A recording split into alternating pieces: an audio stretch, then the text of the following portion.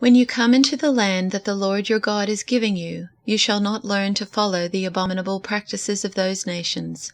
There shall not be found among you anyone who burns his son or his daughter as an offering, anyone who practices divination or tells fortunes or interprets omens, or a sorcerer or a charmer or a medium or a necromancer or one who inquires of the dead, for whoever does these things is an abomination to the Lord. And because of these abominations, the Lord your God is driving them out before you. You shall be blameless before the Lord your God, for these nations, which you are about to dispossess, listen to fortune-tellers and to diviners. But as for you, the Lord your God has not allowed you to do this. The Lord your God will raise up for you a prophet like me from among you, from your brothers. It is to him you shall listen, just as you desired of the Lord your God at Horeb on the day of the assembly, when you said, Let me not hear again the voice of the Lord my God, or see this great fire any more, lest I die. And the Lord said to me, They are right in what they have spoken. I will raise up for them a prophet like you from among their brothers, and I will put my words in his mouth, and he shall speak to them all that I command him. And whoever will not listen to my words that he shall speak in my name, I myself will require it of him. But the prophet who presumes to speak a word in my name that I have not commanded him to speak, or who speaks in the name of other gods, that same prophet shall die. And if you say in your heart, How may we know the word that the Lord has not spoken?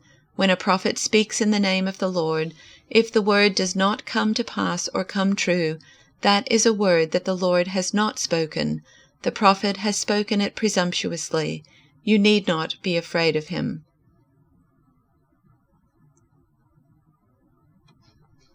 When you come into the land that the Lord your God is giving you, you must not learn to imitate the abhorrent practices of those nations. No one shall be found among you who makes a son or daughter pass through the fire, or who practices divination, or is a soothsayer, or an augur, or a sorcerer, or one who casts spells, or one who consults ghosts or spirits, or who seeks oracles from the dead. For whoever does these things is abhorrent to the Lord. It is because of such abhorrent practices that the Lord your God is driving them out before you.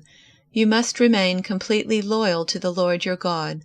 Although these nations that you are about to dispossess do give heed to soothsayers and diviners, as for you, the Lord your God does not permit you to do so.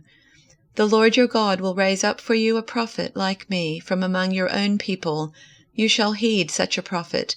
This is what you requested of the Lord your God at Horeb on the day of the assembly, when you said, If I hear the voice of the Lord my God any more, or ever again see this great fire, I will die.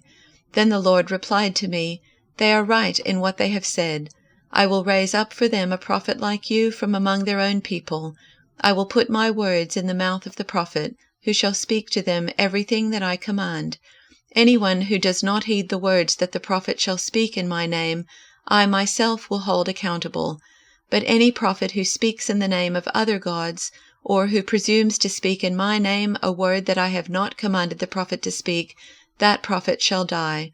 You may say to yourself, How can we recognize a word that the Lord has not spoken? If a prophet speaks in the name of the Lord, but the thing does not take place or prove true, it is a word that the Lord has not spoken. The prophet has spoken it presumptuously. Do not be frightened by it.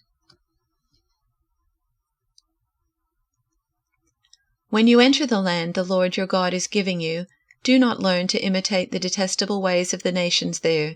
Let no one be found among you who sacrifices their son or daughter in the fire, who practices divination or sorcery, interprets omens, engages in witchcraft, or casts spells, or who is a medium or spiritist, or who consults the dead.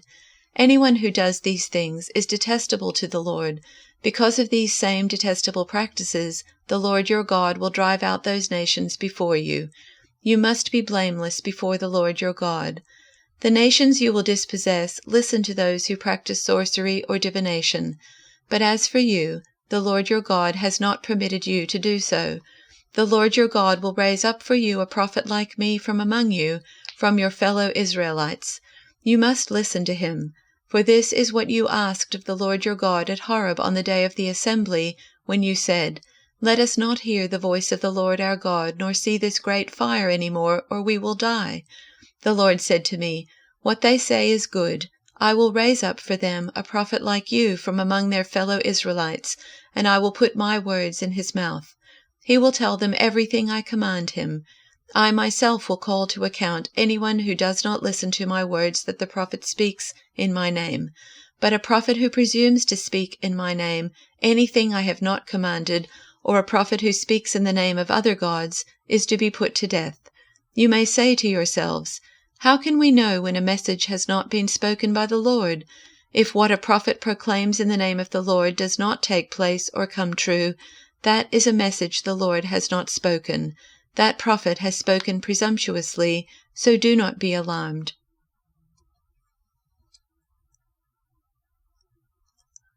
When you enter the land the Lord your God is giving you, be very careful not to imitate the detestable customs of the nations living there. For example, never sacrifice your son or daughter as a burnt offering, and do not let your people practice fortune-telling, or use sorcery, or interpret omens, or engage in witchcraft, or cast spells, or function as mediums or psychics, or call forth the spirits of the dead. Anyone who does these things is detestable to the Lord. It is because the other nations have done these detestable things that the Lord your God will drive them out ahead of you. But you must be blameless before the Lord your God. The nations you are about to displace consult sorcerers and fortune-tellers, but the Lord your God forbids you to do such things. Moses continued, The Lord your God will raise up for you a prophet like me from among your fellow Israelites. You must listen to him. For this is what you yourselves requested of the Lord your God when you were assembled at Mount Sinai. You said, Don't let us hear the voice of the Lord our God any more, or see this blazing fire, for we will die.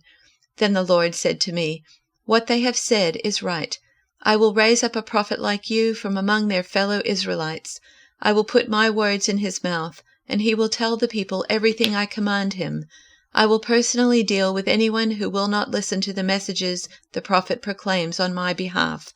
But any prophet who falsely claims to speak in my name, or who speaks in the name of another god, must die. But you may wonder, how will we know whether or not a prophecy is from the Lord? If the prophet speaks in the Lord's name, but his prediction does not happen or come true, you will know that the Lord did not give that message. That prophet has spoken without my authority, and need not be feared.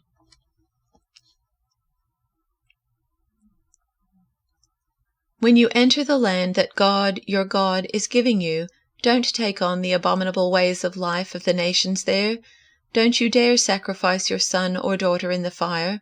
Don't practice divination, sorcery, fortune-telling, witchery, casting spells, holding seances, or channeling with the dead. People who do these things are an abomination to God. It's because of just such abominable practices that God, your God, is driving these nations out before you.